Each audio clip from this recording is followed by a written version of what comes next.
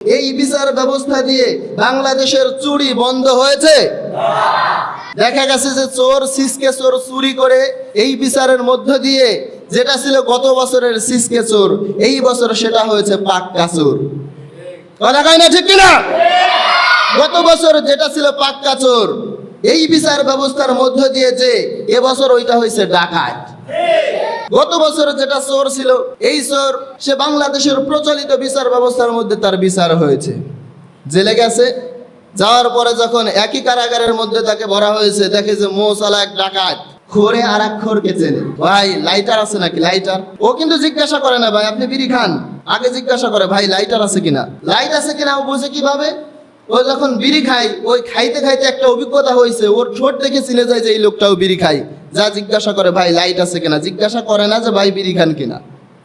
এক খোর আর এক খোরকে চিনে। বাংলাদেশের প্রচলিত বিচার ব্যবস্থার মধ্যে যে যখন সে গ্রেফতার হয়েছে চুরি করার অপরাধে, ওই বড় বড় মৌসালা ডাকাত তার কাছে ডাক দিচ্ছে, কাম হেয়ার, আমার কাছে তুমি বলো যে কি কারণে তুমি এই জেলের মধ্যে আসলে, অপরাধ কি তোমার?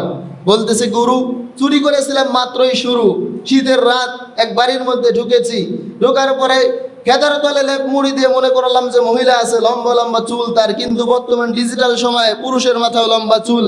চুলে যখন হাত দিয়েছি মনে করেছি পুরুষ মানুষ, গলায় যা আছে খুলে নেব। যখন গলায় হাত দিলাম দেখলাম যে গলায় কিছু নাই, কিন্তু ছোট্ট ছোট্ট দাড়ি আছে।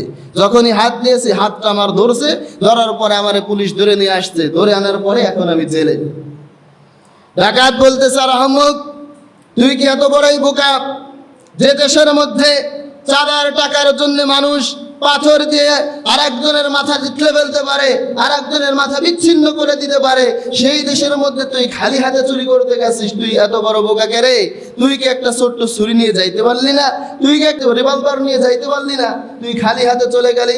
বলতেছে গুরু, আপনি এমন একটা প্ল্যান দিয়েছেন, এই প্ল্যান দিয়েই যখন জেল থেকে বের হব তখন কাজ করব শুরু।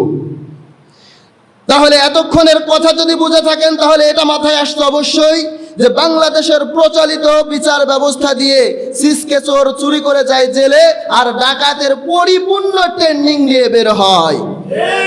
রব্বুল আলামিন বলেন, কুল লাউ কানাল বাহরু মিদাদান লিকালিমাতি রাব্বি ওয়ালাউ জিনা বিমিসলিহি মাদাদা।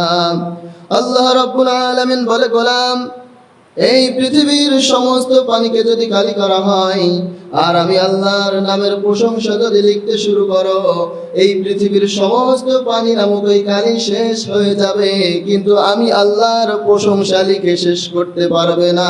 সুবহানাল্লাহ।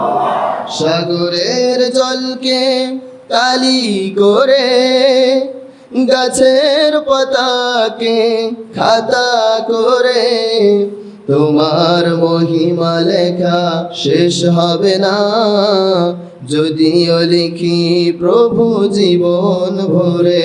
আল্লাহু আকবার। এজন্য সব সময় প্রশংসা করব কার? এবং আমরা দুরূদ সালাম পাঠ করছি মানবতার মুক্তির দূত জনাব মুহাম্মদুর রাসূলুল্লাহ সাল্লাল্লাহু আলাইহি ওয়াসাল্লামের উপরে। আল্লাহুম্মা সাল্লি আলাইহি আল্লাহুম্মা বারিক আলাইহি। প্রিয় মুসল্লিবিন্দু, আমরা কথা শুনবো একটা বই থেকে। ওই বইটার নাম কি? এই কোরআন থেকে কথা শুনলে কথার মধ্যে কোনো ভুল আছে? কোনো সন্দেহ আছে? সংশয় আছে? এখন এই কোরআন থেকে শুধুমাত্র কথা শুনবই নাকি সেটা বাস্তব জীবনে বাস্তবায়ন করব? বাস্তবায়ন করার দরকার আছে না নাই? এই কোরআনের মধ্যে যা কিছু বলা হয়েছে সব কিছু আমাদের ব্যক্তিগত জীবনে, পারিবারিক জীবনে, সামাজিক জীবনে, রাজনৈতিক জীবনে বাস্তবায়ন করার দরকার আছে না নাই? এখন এই কোরআনের মধ্যে একজন মানুষের ব্যক্তিগত জীবন থেকে নিয়ে শুরু করে রান্নাঘর থেকে নিয়ে শুরু করে পার্লামেন্ট পর্যন্ত সব জায়গার জন্য সমাধান আছে না নাই? এই কোরআনের মধ্যে ইউনিয়ন পরিষদ থেকে নিয়ে শুরু করে পার্লামেন্ট পর্যন্ত কোথায় কিভাবে চালাতে হবে সব কিছু বলা আছে না নাই? এই কোরআনের বিচার মানার দরকার আছে না নাই? এই পৃথিবী কার? এই পৃথিবীর মাটি কার? আকাশ কার? জমিন কার? আমরা কার? এখন বিচার মানব কার? এই পৃথিবীতে সুখ শান্তি আমরা চাই কি চাই না? শান্তিতে থাকতে চাই কি চাই না? এখন শান্তিতে যদি থাকতে চাই তাহলে বিচার মানতে হবে এই কোরআনের বিচার, ঠিক না? আপনি চাইবেন শান্তি, আবার বিচার মানবেন, নিয়ম নীতি মানবেন ডক্টর কামালের লিখিত, তাহলে শান্তি আশা করতে পারবেন? হ্যাঁ, আপনি যদি শান্তি চান, এই পৃথিবী যিনি দিয়েছেন, আমাদেরকে যিনি পাঠিয়েছেন, বিচার মানতে হবে তার, ঠিক কি না? আল্লাহ রাব্বুল আলামিন বললেন যে এই কোরআন আমি তোমাদেরকে এমনি এমনি কিন্তু দেই নাই।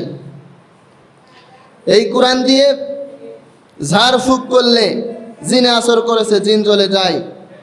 এই কোরআনের তাবিজ দিয়ে নারকেল গাছের পোকা তাড়ানো যায়। এই কোরআনের তাবিজ দিয়ে লাউ গাছের পোকা তাড়ানো যায়। এখন কথা হলো, এই কোরআন কি লাউ গাছের পোকা তাড়ানো আর নারকেল গাছের পোকা তাড়ানো আর মানুষের শরীর থেকে জিন তাড়ানোর জন্য এসেছে? এই যে আমাদের কাছে মোবাইল আছে, এই মোবাইল দিয়ে গেমস খেলা যায়, সোশ্যাল মিডিয়া স্ক্রল করা যায়। এখন চূড়ান্তভাবে এই মোবাইলটা কি গেম খেলা আর সোশ্যাল মিডিয়ায় ফেসবুক ইউটিউব চালানোর জন্য এসেছে নাকি কথা বলার জন্য এসেছে?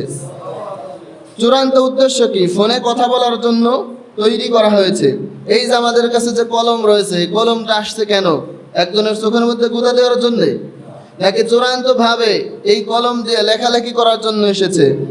ঠিক তেমনি ভাবে আল্লাহর এই কোরআন দিয়ে নারকেল গাছের পোকা আপনি তাড়াতে পারবেন। আল্লাহর এই কোরআন দিয়ে লাউ গাছের পোকা আপনি তাড়াতে পারবেন। আল্লাহর এই কোরআন দিয়ে মানুষের শরীরের জিন আপনি তাড়াতে পারবেন। কিন্তু চূড়ান্তভাবে এই কোরআন মানুষের শরীরের জিন তাড়ানো, নারকেল গাছের পোকা তাড়ানো আর লাউ গাছের পোকা তাড়ানোর জন্য আসে নাই। আল্লাহর এই কোরআন এসেছে ইউনিয়ন পরিষদ থেকে নিয়ে শুরু করে সুপ্রিম কোর্ট, হাইকোর্ট পর্যন্ত সমস্ত জায়গায় আল্লাহর এই কোরআনের বিচারকে বাস্তবায়ন করার জন্যে। আল্লাহ রাব্বুল আলামিন বলেছে, লিতাহকুমা বাইনান নাস, দুনিয়ার মানুষ তোমাদের কাছে এই কোরআনকে আমি এমনি এমনি দেই নাই। এই কোরআনকে তোমাদের কাছে এই জন্য আমি পাঠিয়েছি, লিতাহকুমা বাইনান নাস। ইউনিয়ন পরিষদ থেকে নিয়ে শুরু করে হাইকোর্ট, সুপ্রিম কোর্ট, বাংলাদেশের রান্নাঘর থেকে নিয়ে শুরু করে পার্লামেন্ট পর্যন্ত সব জায়গায় বিচার চলবে একটা জিনিসের, সেটা হলো এই কোরআন, ঠিক কিনা? এখন কথা হলো, এই কোরআনের বিচার মানার দরকার আছে না নাই? কোরআনের বিচার মানবেন নাকি ডক্টর কামালের লিখিত ওই বিচার মানবেন? কোরআনের বিচার মানার দরকার আছে না নাই? দেখেন, বাংলাদেশের প্রচলিত যে বিচার ব্যবস্থা রয়েছে, কথা হলো আমরা যখন কোরআনের বিচার বাস্তবায়ন করার কথা বলি, অনেকের শরীরের মধ্যে চুলকানি শুরু হয়। কিন্তু এই লোকটাও শান্তি চায়। এই লোকটা কি চায়? আমরা সবাই শান্তি চাই কি চাই না? এই লোকটাও শান্তি চাই। কিন্তু যখন বলি যে শান্তি যদি চাও তাহলে একটা জিনিস বাস্তবায়ন করা লাগবে, সেটা বিচার ব্যবস্থা একটা জিনিসের করতে হবে, সেটা হলো এই কোরআনের, তখন বলে যে না, ওটা তো পারবো না। দেখেন, বাংলাদেশের যেই প্রচলিত বিচার ব্যবস্থা আছে, এই বিচার ব্যবস্থার 379 নম্বর যে ধারাটা রয়েছে, সেটা হলো চোর যদি চুরি করে, এই চোরকে যদি সাক্ষী সহ গ্রেফতার করা হয়, তাহলে এই চুরির বিধান হলো, এই চুরির যে বিচার ব্যবস্থা আমাদের বাংলাদেশের নিয়ম নীতিতে দেয়, বাংলাদেশের জীবনধারা দেয়, বিচার ব্যবস্থা দেয়, সেটা হলো এই চোর যদি চুরি করে তাহলে কি পরিমাণ চুরি করেছে ওইটার বিনিময়ে তাকে কিছু পরিমাণ জরিমানা করো, 3 মাস থেকে 3 বছর কারাগারে ভরো। এটা হলো বাংলাদেশের প্রচলিত বিচার ব্যবস্থা, 379 নম্বর ধারা। এখন এই বিচার ব্যবস্থা দিয়ে স্বাধীনতার পর থেকে নিয়ে শুরু করে 2026 পর্যন্ত 55টা বছর এই বিচার ব্যবস্থার মাধ্যমে বিচার করা হয়েছে। এখন কথা হলো, যদি মুসলমান হয়ে থাকেন আওয়াজ দিবেন মুসলমানের মতো। এই বিচার ব্যবস্থা দিয়ে বাংলাদেশের চুরি বন্ধ হয়েছে? দেখা গেছে যে চোর সিসকে চোর চুরি করে এই বিচারের মধ্য দিয়ে যেটা ছিল গত বছরের সিসকে চোর, এই বছর সেটা হয়েছে পাক্কা চোর। কথা কয় না, ঠিক কিনা? গত বছর যেটা ছিল পাক্কা চোর, এই বিচার ব্যবস্থার মধ্য দিয়ে যে এবছর ওইটা হয়েছে ডাকাত। গত বছর যেটা চোর ছিল, এই চোর সে বাংলাদেশের প্রচলিত বিচার ব্যবস্থার মধ্যে তার বিচার হয়েছে, জেলে গেছে। যাওয়ার পরে যখন একই কারাগারের মধ্যে তাকে ভরা হয়েছে, দেখে যে মৌসালা এক ডাকাত খোরে আর এক খোরকে চেনে। ভাই লাইটার আছে নাকি? লাইটার। ও কিন্তু জিজ্ঞাসা করে না ভাই আপনি বিড়ি খান, আগে জিজ্ঞাসা করে ভাই লাইটার আছে কিনা। লাইট আছে কিনা ও বুঝে কিভাবে? ও যখন বিড়ি খায়, ওই খাইতে খাইতে একটা অভিজ্ঞতা হয়েছে, ওর ঠোঁট দেখে চিনে যায় যে এই লোকটাও বিড়ি খায়, যা জিজ্ঞাসা করে ভাই লাইট আছে কিনা, জিজ্ঞাসা করে না যে ভাই বিড়ি খান কিনা। এক খোর আর এক খোরকে চিনে।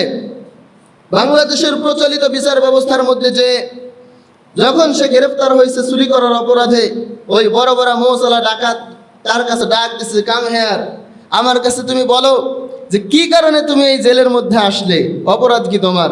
বলতেছে, গুরু, চুরি করেছিলাম মাত্রই শুরু, শীতের রাত এক বাড়ির মধ্যে ঢুকেছি, ঢোকার পরে খেতার তলে লেপ মুড়ি দিয়ে মনে করলাম যে মহিলা আছে, লম্বা লম্বা চুল তার, কিন্তু বর্তমান ডিজিটাল সময়ে পুরুষের মাথাও লম্বা চুল, চুলে যখন হাত দিয়েছি মনে করেছি পুরুষ মানুষ, গলায় যা আছে খুলে নেব, যখন গলায় হাত দিলাম দেখলাম যে গলায় কিছু নাই, কিন্তু ছোট্ট ছোট্ট দাড়ি আছে।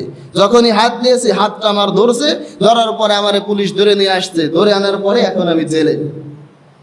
ডাকাত বলতেছে, আর আহমদ, তুই কি এত বড়ই বোকা যে দেশের মধ্যে চাঁদার টাকার জন্য মানুষ পাথর দিয়ে আর একজনের মাথা জিতলে ফেলতে পারে, আর একজনের মাথা বিচ্ছিন্ন করে দিতে পারে, সেই দেশের মধ্যে তুই খালি হাতে চুরি করতে গেছিস? তুই এত বড় বোকা কে রে? তুই কি একটা ছোট্ট ছুরি নিয়ে যাইতে পারলি না? তুই কি একটা রিভলভার নিয়ে যাইতে পারলি না? তুই খালি হাতে চলে গেলি। বলতেছে, গুরু, আপনি এমন একটা প্ল্যান দিয়েছেন, এই প্ল্যান দিয়েই যখন জেল থেকে বের হব তখন কাজ করব শুরু। তাহলে এতক্ষণের কথা যদি বুঝে থাকেন তাহলে এটা মাথায় আসতো অবশ্যই যে বাংলাদেশের প্রচলিত বিচার ব্যবস্থা দিয়ে সিসকে চোর চুরি করে যায় জেলে, আর ডাকাতের পরিপূর্ণ ট্রেনিং নিয়ে বের হয়। কথা কি বুঝতে পারছেন? এবার আসেন কোরআনের বিচার নিয়ে। কোরআন বলে সূরাতুল মায়েদার 38 নম্বর আয়াত, ওয়াস-সারিকু ওয়াস-সারিকাতু ফাকতুউ আইদিয়াহুমা। কোরআন বলে চোর অথবা চুন্নি যদি চুরি করে তাহলে এই চোরের বিধান হলো তার ডান হাত কেটে দাও। বিধান দিয়েছেন আল্লাহ এই কোরআনের মধ্যে। এখন কোরআনের বিধান কি বুঝতে পারছেন? বাংলাদেশে যুদ্ধের পর থেকে নিয়ে শুরু করে, স্বাধীনতার পর থেকে নিয়ে শুরু করে এই 55 বছর কোরআনের বিচার দিয়ে তো চোরের বিচার করা হয় নাই, ঠিক কি না? এ পর্যন্ত দেখছেন যে চুরি করার অপরাধে হাত কাটা দিচ্ছে সরকার পক্ষ থেকে, হয়েছে এমন? আপনাদেরকে আর একটা উদাহরণ দিয়ে মূল কথায় আসি। এক লোক চুরি করার জন্য শীত কাটছে, এবার শরীরের মধ্যে পরিপূর্ণভাবে গিরিশ লাগাইছে, সরিষার তেল লাগায় গেছে। এবার যখন চুরি করে জিনিস নিয়ে এই শীত থেকে বের হয়েছে, বাড়িওয়ালা বের যখন হতে যাবে পা ধরে ধরছে টানে, পা যখন টেনে ধরছে, টেনে ধরার পরে এমনিতে আগে থেকে গিরিশ লাগানো ছিল, স্লিপ করে বের হয়ে চলে গেছে। তো বাইরে যখন গেছে বাড়িওয়ালা বলতেছে, হারে, আজকে যদি নিজের হাত দিয়ে না ধরে অন্যের হাত দিয়ে পরের হাতে ধরতাম তাহলেও যাইতে পারতো না। এবার চোর দেখলো মহাবিপদ, পরের হাত যদি না দেখে যায় আর অন্য বাড়িতে যদি চুরি করতে যায়, যদি আমার পরের হাত দিয়ে ধরে তাহলে তার কথা হলো আমি নাকি ছুটতে পারবো না, যাই হোক পরের হাত দেখে যাই, ধরা খায় আর যাই করি পরের হাতটা দেখা লাগবেই, যেন পরবর্তীতে বাঁচতে পারি। আবারও ঢুকলো, ঢোকার পরে এইবার সে পরের হাত বের করে আনছে, তার যে ব্যাগ ছিল ব্যাগের মধ্যে থেকে পিলাস বের করছে। কি বের করছে? পিলাস, চেনেন তো? এবার যখন মাথা ঢুকাইছে, মাথা ঢুকানোর সাথে সাথে পিলাস দিয়ে কান ধরছে টানে। এবার আর যাওয়ার সুযোগ আছে? স্বাধীনতার পর থেকে আজ পর্যন্ত এই 55 বছর নিজের হাত দিয়ে ডক্টর কামালের বিচার ব্যবস্থা দিয়ে বিচার করা হয়েছে, চোরকে ধরে রাখতে পারে নাই, চুরি বন্ধ করতে পারে নাই, ঠিক কিনা? কিন্তু একবার যদি পরের হাত আল্লাহর এই কোরআনের দেওয়া সূরাতুল মায়েদার 38 নম্বর আয়াতের মাধ্যমে একটা চোরের বিচার করে দেওয়া হয়, হাইকোর্টের সামনে ইলেকট্রিক মিডিয়া, প্রিন্টেড মিডিয়া, সমস্ত মিডিয়াকে ডেকে একটা চোরের বিচার যদি হাত কেটে দেওয়া হয়, আর এই বিচার করার ব্যবস্থাটা যদি মিডিয়ার মাধ্যমে সমস্ত টিভিতে দেখানো হয়, আল্লাহর কসম বাংলাদেশের প্রতিটা ইঞ্চিতে একটা চোরের বিচার দেখে চুরি বন্ধ হয়ে যাবে। কিন্তু এই কোরআনের বিচার আমরা চাই না। বলে যে শান্তিতে থাকতে চাও, হ্যাঁ অবশ্যই শান্তিতে থাকতে চাই, কোরআনের বিচার মেনে নাও। বলে যে না, কোরআনের বিচার কি করে মানি? আমাদের যে সংবিধান আছে, সংবিধানের উপর দিয়ে কথা কাও তুমি। কথা কি বুঝছেন? সংবিধানের উপর দিয়ে কথা কাও তুমি। তা আপনার এই ঘোড়ার টিমের সংবিধান, এই সংবিধানকে ডাস্টবিনের মধ্যে ফেলা লাগবে। আল্লাহর কোরআনের সংবিধান থাকতে আপনার সংবিধান কিসের জন্য মানবো আমি?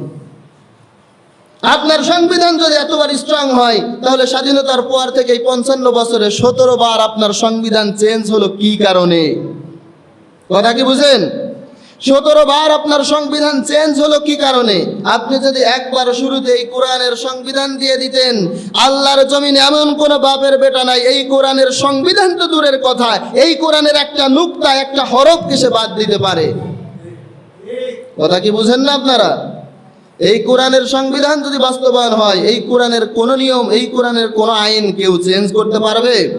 তো শান্তিতে থাকতে চাই কিন্তু কোরআন মানতে চাই না, কোরআনের বিচার মানতে চাই না, আছে না নাই?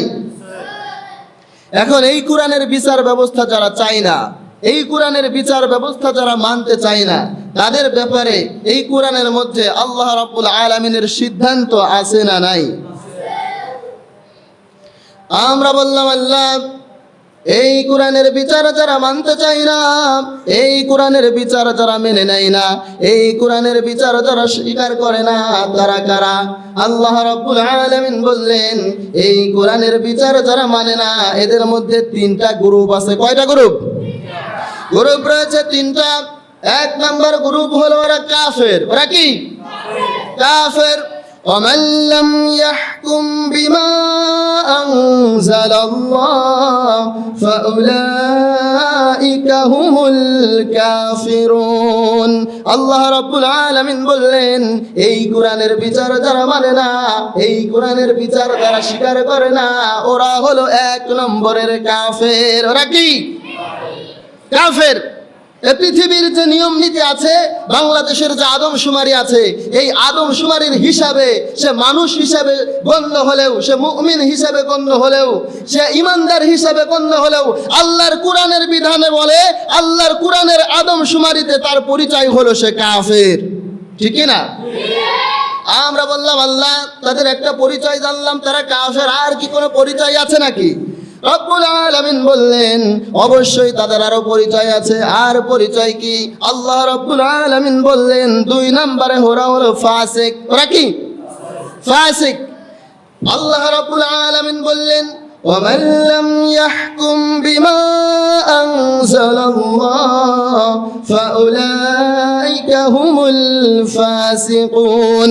রব্বুল আলামিন বললেন এই কোরআনের বিচার যারা মানে না, এই কোরআনের বিচার যারা বাস্তব জীবনে বাস্তবায়ন করে না, এই কোরআনের বিচার যারা স্বীকার করে না, এদের 2 নম্বরে পরিচয় হলো ওরা হলো ফাসিক। ওরা কি?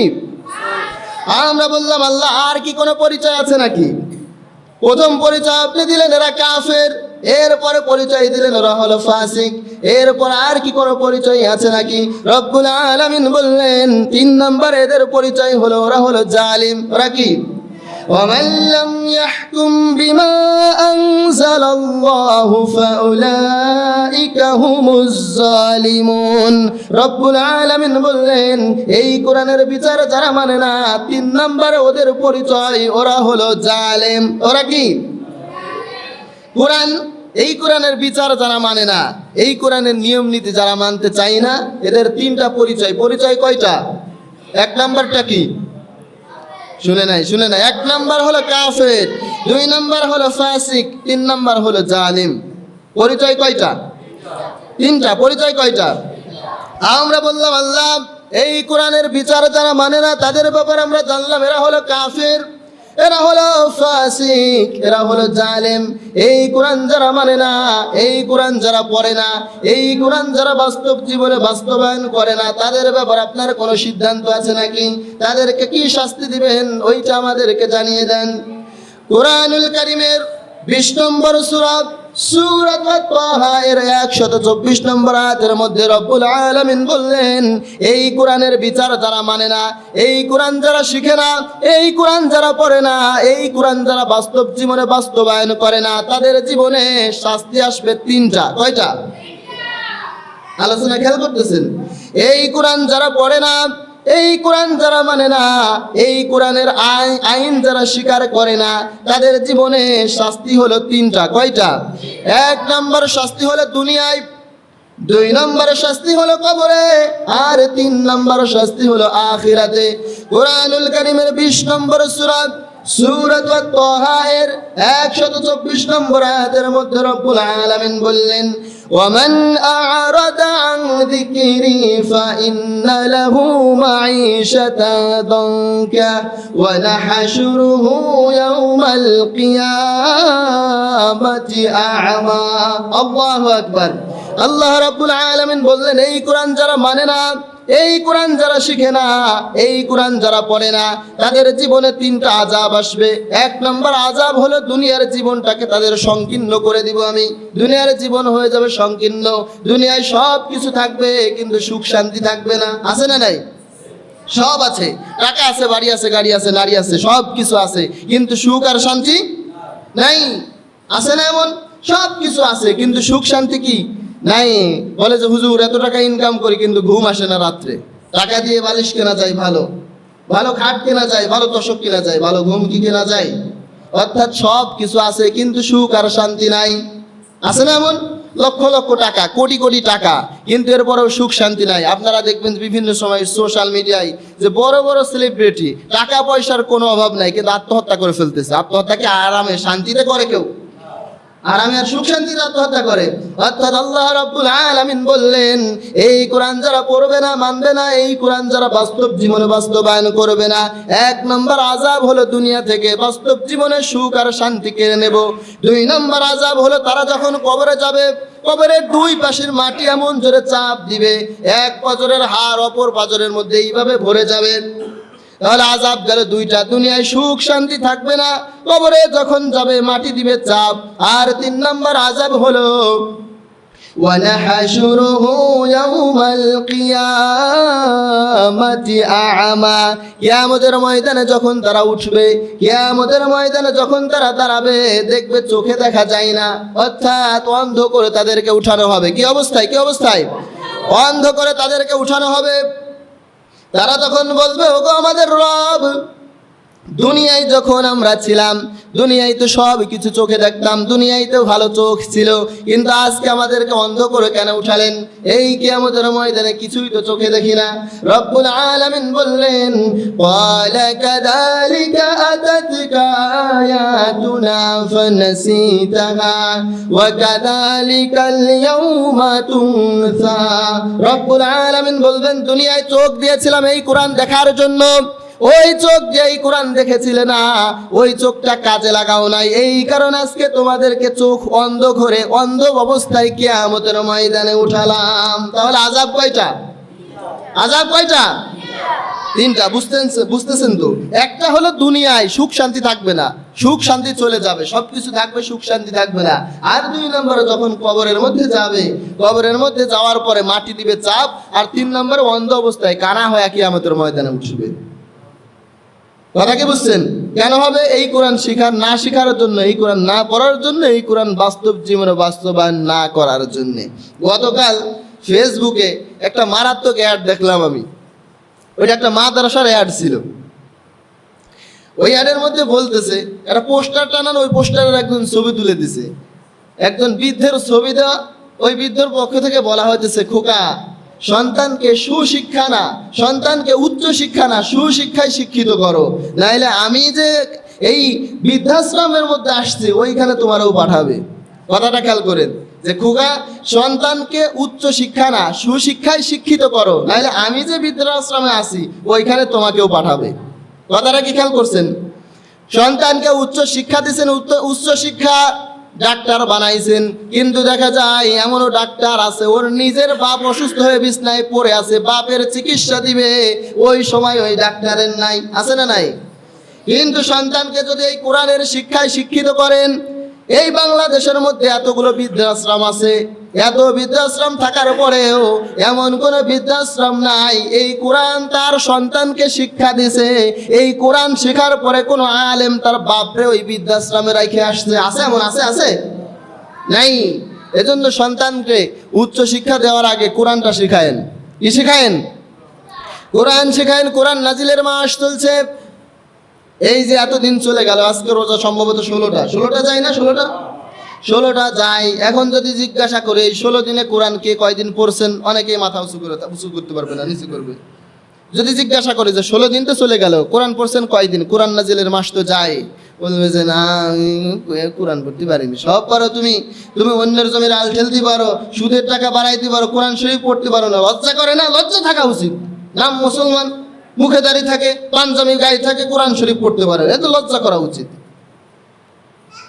নাম মুসলমান কিন্তু কোরআন শরীফ পড়তে পারে না, লজ্জাও করে না। সব কিছু পারে, দুনিয়া কামাই করতেছে, দুনিয়ার সব কিছু সে বোঝে, সব কিছু সে পারে, কোরআন শরীফ কি করতে পারে না? পড়তে পারে না। এই কোরআন শরীফ শিখার দরকার আছে না নাই? শিখার দরকার আছে এবং জানার দরকারও আছে। এই কোরআনের মধ্যে কি বলছে আছে না নাই? অনেকে আছে যে কোরআন শরীফ খালি পড়ে, কোরআন শরীফ পড়তেছে, তাবারাকাল্লাযী বিয়াদিহিল মুলক, এই আয়াত দিয়ে ইমাম সাহেব নামাজ পড়াইছে, কিন্তু নামাজের আগে এই আয়াতের যখন ব্যাখ্যা করে যে সমস্ত ক্ষমতার মালিক হলো আল্লাহ, সমস্ত ক্ষমতার মালিক কে? এই আয়াতে ইমাম সাহেব নামাজ পড়ায়, ইমাম সাহেবের সুরটা কত ভালো, কত সুন্দর তেলাওয়াত ইমাম সাহেব করে, আছে না নাই? এবার যখন বলতে চায় এই আয়াতের মধ্যে আল্লাহ কি কইছে জানো নাকি? আল্লাহ কইছে সমস্ত ক্ষমতার উৎস কিন্তু জনগণ না। ওই যে তোমার দলের রাজনৈতিক স্লোগান হলো সমস্ত ক্ষমতার উৎস জনগণ, আল্লাহ কিন্তু ওইটা কয় নাই। আল্লাহ বলছে সমস্ত ক্ষমতার মালিক একজন, তিনি কে? এইবার কয় কিরে এই হুজুর দিয়ে রাজনীতি শুরু করছে, হুজুর নামাজ পড়ালে সেটা দিয়ে বোঝো না, এই জন্য কয় যে হুজুর তেলাওয়াতটা ভালো। এবার যখন এইটার বাংলা করছে কয় কিরে হুজুর দিয়ে রাজনীতি করে, হুজুর কি করে? রাজনীতি, হুজুর দিয়ে রাজনীতি করে। এজন্য কোরআন পড়ার দরকার যেমনি ভাবে আছে, ওইভাবে এই কোরআন বোঝার দরকারও আছে না নাই? বোঝার দরকারও আছে। এই কোরআন পড়বেন। অনেকে আছে যে বাংলা পড়তে পারে, আপনি কোরআন শরীফটা পড়েন যে কোরআনের মধ্যে আল্লাহ কি বলছে। আবার অনেকে আছে কোরআন শরীফ পড়তে পারে কিন্তু বোঝার চেষ্টা করে না, আছে না নাই? এর মধ্যে আল্লাহ কি বলছে এটা বোঝার দরকার আছে না নাই? একটা সময় মুফাসসিরদের মধ্যে দুইটা নিয়ে ঝামেলা হয়েছিল। এখন আপনারা দেখবেন যে বিভিন্ন জায়গায় আছে এই ঝামেলা, যে কোরআন শরীফ বুঝে না পড়লে সওয়াব হয় না, কিন্তু হাদিসের ব্যাখ্যা হচ্ছে এই যে এই কোরআন শরীফের যখন একটা অক্ষর উচ্চারণ করবেন আমলনামায় 10টা করে নেকি দিবেন কে? কিন্তু মুফাসসিরদের মধ্যে একটা মত আসছিল এমন যে এই কোরআন যারা বুঝে পড়ে না এদের কোনো সওয়াব হবে না। ওইখান থেকে বোঝা যায় যে মতামত যখন আসছে কোরআন বোঝার দরকার আছে, আছে না নাই? এক পীর সাহেব তার কাছে মুরিদ যারা আসে তাদেরকে কাজ দেয়, একটা মুরিদ হওয়ার জন্য আসছে, গাছ দিছে। ওই যে সামনে একটা গাছ দেখছো না গাছ, ওই গাছের মধ্যে কতগুলো পাখি আছে। এই যে আমার সামনে আছে জাল, আর আমার সামনে আছে খাবার, এই খাবার নিয়ে ওইখান থেকে খাবার দাও, আর জালটা দিয়ে পাখিগুলা ধরে নিয়ে আসো। মুরিদ হওয়ার জন্য মুরিদ যখন গেছে, খাবার নিয়ে যখনই খাবার দিছে, খাবার দেওয়ার সাথে সাথে গাছ থেকে ওই পাখিগুলা চলে আসছে। ওই পাখিগুলা যখন আসছে, পাখিগুলার যখন জাল ফেলে শিকার করতে যাবে, পাখিগুলা কতগুলো কথা কয়। কথা হলো এই, শিকারি আয়েগা জাল ফিলাएगा लेकिन फंसना नहीं, शिकारी आएगा জাল ফিলাएगा দানা ডালেगा लेकिन फंसना नहीं। কথার অর্থ হলো এই, শিকারি আসবে, খাবার দিবে, জাল ফেলবে, কিন্তু আমরা ধরা পড়বো না। মুরিদ দেখলো কি মুশকিল, পীর সাহেব আমারে যে এই পাখিগুলা ধরার জন্য পাঠালো, পাখিগুলাই তো সব জানে, আমি আসবো, খাবার দিব, জাল ফেলে ধরে নিয়ে যাব, এই পাখিরে কেমন করে ধরিব তো আগে থেকেই সব জানে। চলে গেছে পীর সাহেবের কাছে, যে বললেন কেমন বোকামি আমারে দিয়ে করান আপনি, এই পাখিগুলা তো সব জানে, আমি আসবো, খাবার দিব, জালও ফেলবো, আবার ধরেও নিয়ে আসবো, কিন্তু ওরা বলে আমরা ধরা পড়বো না। পীর সাহেব বললেন আবার যাও, আবার চেষ্টা করো, পাখি তোমাকে ধরতেই হবে, পাখি যদি না ধরতে পারো তোমারে মুরিদ কিন্তু করবো না। আবারও খাবার দিল। এরপরে পাখিগুলা এসে ওই কথাগুলাই বলে, শিকারি আসবে, জাল ফেলবে, খাবার দিবে, কিন্তু আমরা ধরা পড়বো না। কিন্তু মুরিদ দেখলো যে এই কথা বলে বলুক, জাল আমি ফেলবো। জালটা যখন ফেলেছে সবগুলা পাখি ধরা পড়ছে। পাখি ধরার পরে পীর সাহেবের কাছে নিয়ে আসলেন, বললেন হুজুর এই পাখি নিজেরাই তো সব জানে, আমি যাব, খাবার দিব, জাল ফেলবো, ধরেও নিয়ে আসবো, কিন্তু ওরা নিজেরাই বললো ওরা ধরা পড়বে না, কিন্তু ধরাও পড়লো, এটার কারণ কি? পীর সাহেব বললেন এই পাখিগুলা যেই কথাগুলা বলে এই কথাগুলা ওরা শুধু মুখস্থই করেছে, কিন্তু এই কথা জালটা যে কি, খাবারটা যে কি, আর এই ধরে নিয়ে আসবে এইটা যে কি, এইটার অর্থ ওরা জানে না, শুধুমাত্র মুখস্থ করেছে, যার ফলে জাল ফেলছে, জালের মধ্যে ধরা খায়া গেছে। কথা কি বুঝেন? ঠিক তেমনি ভাবে এই কোরআন আপনি পড়লেন সব হবে, কিন্তু এই কোরআনের আইন যদি বাস্তব জীবনে বাস্তবায়ন না করেন, পার্লামেন্ট থেকে নিয়ে শুরু করে রান্নাঘর পর্যন্ত সব জায়গায় এই কোরআনের বিধান যদি বাস্তবায়ন না করেন, আর যদি নিজে না মানেন, তাহলে ধরা খাওয়ার সম্ভাবনা আছে না নাই? সময়